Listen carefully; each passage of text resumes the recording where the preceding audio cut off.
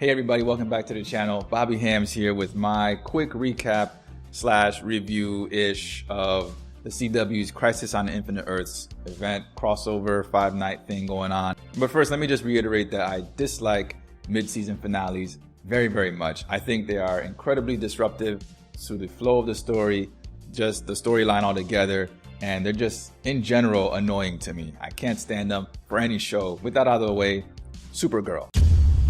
So the Supergirl episode started off the crisis in a very good way, I think, in a very large way. It seemed like a very grand problem that had to be addressed and corrected by everyone involved. And I liked that the drama made sense for the story. There was some light moments of humor here and there with Jonathan Kent, Clark Kent's son. We'll get to that in a little bit though. With Superman's son, Superman and Lois's son, meeting Oliver, and then that Brainiac 5 is not Brainiac 5 on the show, but like I haven't seen that show since season 1, so I have no idea who the hell anyone is or what's going on with them. But the Crisis episode itself, just by itself, was pretty good, I think. The thing that fell apart though for me is that Superman took a back seat to Supergirl, which I guess it doesn't make any sense to me because Superman is the godfather of all superheroes. Every superhero wants to be like Superman. So to see Clark Kent, Superman, in this episode of Supergirl being kind of like down on himself, he's like, oh, I don't have any hope. And it's like, I couldn't even protect my own son. And then to see Supergirl being the one that has to give him kind of like, that extra push of, you can do it, buddy. It was very bizarre to me, but I mean, that's not his show, so I guess he can't really shine too much on it. It's just something that stuck out to me and it felt kind of weird seeing it that way. It was a good dynamic between them, between Hecklin and Benoist, but it was just like, why would Superman need Supergirl to pep him up when he's kind of like the gold standard for having hope and everything. So, and of course Supergirl was also the beginning of the what I call Crisis on Infinite Cameos. I like the cameos, don't get me wrong, but this is where it all started, with just one cameo after another, people showing up, doing kind of nothing really, for the most part, but they were there, the good nod to like, it was basically there for Easter eggs, which is not a terribly bad thing, but the Supergirl episode is really where the Crisis on Infinite Cameos began. And another thing that was pretty good about the episode is that Oliver died, which I did not see that coming at all. So that was pretty bold on them. I didn't see that coming at all. So that was pretty good. All in all, it's a very good episode. I'd say I'd give it like a 6 out of 10, 7 out of 10. It was pretty enjoyable. So on to Batwoman. So Batwoman is where we continue the Crisis on Infinite Cameos with Tom Welling showing up as Smallville's Clark Kent. He did absolutely nothing, so that kind of sucked.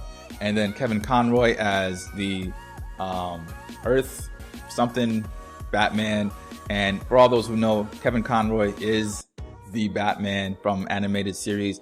In my opinion, it's Kevin Conroy as the animated Batman, and then Michael Keaton as the live action Batman, with Ben Affleck as the second, a very close second. So his appearance, and then also Wentworth Miller, I think he was Captain Cold on the Legends of Tomorrow, and so him being the voice on the ship, I was like, okay, kind of cool. But Welling did nothing, Conroy really did nothing, and then Wentworth Miller was just there as a voice. So infinite cameos that won't really serve a purpose really to anything. And not only that, but the story itself began to shift from being mostly about the crisis like it was in Supergirl to mostly about bringing Oliver Queen back to life. So I did some reactions to those episodes, and those reactions are on my Patreon there. I tried to put them on YouTube, for general consumption, but the bots or whoever blocked it worldwide for, copyright stuff. So they're on my Patreon. And so during those reactions, I was like noticing that like the Batwoman story especially really was like hard hitting, where it was like most of the story was about Oliver Queen being brought back to life via the Lazarus pit.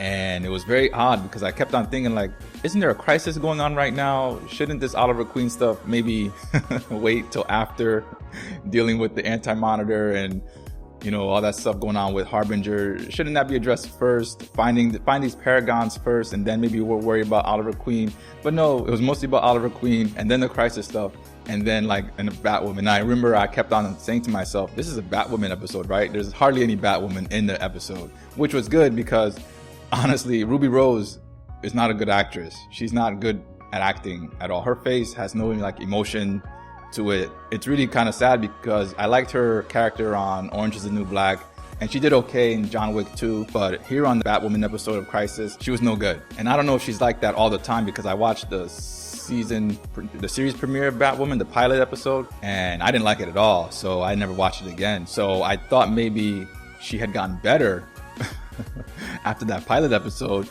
and it's clear that she has not gotten better at her acting with this role especially. But this Batwoman episode was also the introduction of LaMonica Garrett's the Anti-Monitor, which is the actual villain in the story. And so it was pretty good to see him. He didn't have his helmet on like he does in the comics. So on to Black Lightning, which I called Crisis on Infinite Earths episode 2.5. Now this Black Lightning episode wasn't really supposed to be part of Crisis. It's not like the main story doesn't follow Crisis. It's just like the last minute or so is related to Crisis at all. I mean, you see the red skies throughout the whole episode, but it's nothing linked directly to the other Crisis episodes. Like there's no one trying to save Oliver Queen in this reality. Although that'd still be pretty funny if even on Black Lightning's Earth, people are running around trying to save Oliver Queen and bring him back to life. But that's not what the case here. The Black Lightning episode was, I guess, about Black Lightning's family and the one daughter, Jen, and she's suffering some kind of out of body experience because of the red skies caused by the Crisis, and she's visiting like her extreme doppelgangers on Earth 2 and Earth 33, some other Earth. The story centers around her, and I guess she's like a powerful character. I've never watched Black Lightning. It's been around for 3 seasons, but I can only watch so many superhero shows at a time before I just get annoyed and just not watch any of them. So I watched Flash, Arrow, and Legends of Tomorrow, and that was it. But I see that it has a lot of very good black actors and black talent behind it. Very good, like the older ones anyway. I recognize a lot of the older actors. The younger ones, I have no clue who they are. The soundtrack was very good too. The music choices were decent, except for this one part where it sounds like trap music playing in the background, which is kind of tonally deaf from what's going on really with all these dead bodies everywhere. So that was a weird choice as far as the music is concerned. But then there's, like I said, there's bad Jen and then there's really good Jen. And by good, I mean, like, I guess the whole story of Black Lightning really right now is there's like a metahuman thing going on, and Markovia is at war or trying to become at war with the US or something. And it's something called the ASA, and I kept hearing ASA and the pit in that episode. I have no idea what it means, if at all, anything. But I kept hearing it over and over. People just kept saying ASA, the pit, ASA, the pit, ASA, the pit, ASA, the pit. And it was driving me fucking mad. I didn't know what it was. No one elaborated on it. So I was like, okay, fine.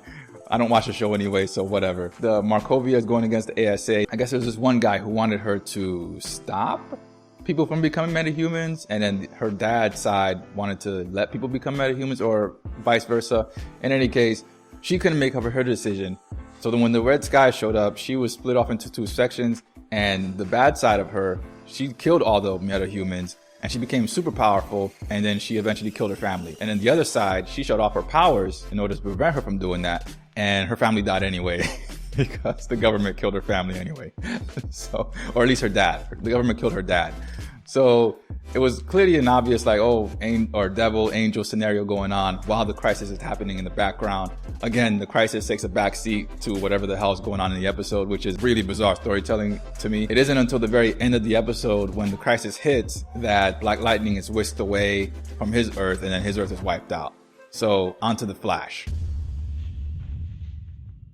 So the Flash episode of Crisis on Infinite Earths was very, very mixed in my opinion. All of the Flash characters came up. You know, they showed up, Cisco and Elongated Man and Frost and all that stuff. They all showed up here. But again, it was more about saving Oliver's soul than dealing with the Crisis stuff. The Crisis stuff, again, became the B plot, you know, the second string, the Salieri to saving Oliver and bringing Oliver's soul back from the dead. Why is Oliver so important? Take care of the crisis first. It's called a crisis for a reason. There were more Crisis on Infinite cameos here with the guy who plays Constantine. I don't know what his name is. And then I guess there was also the guy who plays Lucifer on the actual show called Lucifer. So him being in this show, I guess, makes that series world part of the CW comic book series universe, multiverse, I guess, which I think Tom Welling is actually on Lucifer. So him being also in the Batwoman episode, it kind of just makes everything meld together in this weird mishmash of just cameos. And also there was, of course, John Wesley Shipp revising his role as the Flash from Earth 90, because 1990 is when he was the Flash. But I definitely called it when I said that last year that they're probably going to have John Wesley Shipp's Flash die in the Crisis, and then Barry Allen from Earth 1, he'll continue to live without a problem. And that's exactly what happened in this episode of The Flash. John Cryer was one of the most enjoyable parts of this whole thing. I didn't watch Supergirl, so I didn't know he was actually on the show. It wasn't until, Crisis was coming up and I read about him being on Supergirl as, oddly, Supergirl's villain, which is bizarre because he's a Superman villain, but whatever. I mean, Superman takes a back seat to everything Supergirl, so I guess it only makes sense that she would start getting his villain. So I guess next time we'll see Supergirl fighting Livewire and Supergirl versus Doomsday, if they haven't already done that already, of course. Supergirl versus Mr. Miss Picklick. Actually, and there's another Superman show being developed by the CW, and it's basically Lois and Clark from the mid-90s, starring Terry Hatcher and Dean Cain. Because it says, like, the synopsis of the story says it's going to be the adventures of Lois and Clark as, she as a reporter and him as Superman trying to raise their child, Jonathan Kent. Yeah, that's Lois and Clark, but with a baby. But like I was saying, yeah, John Cryer, very enjoyable in this whole thing. I think that the whole story of Crisis is very thin so far, and it definitely did not need to be spread over, 3 episodes. I know Stephen Amell's Oliver Queen started the whole Arrowverse, so he's literally at the center of it. So I get that. It's just for storytelling purposes, they could have gone with something else or just made the episodes shorter as far as, make them into 1.5 episodes or 90-minute movie, basically. That'd be pretty cool, 90-minute movie. And just cut out all the other filler of with them trying to save Oliver and bring Oliver back and crying for Oliver and drinking alcohol for Oliver. Oh, that was the other thing with the Batwoman episode, was that there was so much alcohol consumption in that episode. I was like, shit, is this thing telling me I should become an alcoholic? Because at the beginning of the episode, they're drinking. There's all drinking throughout the middle of the episode with Rory.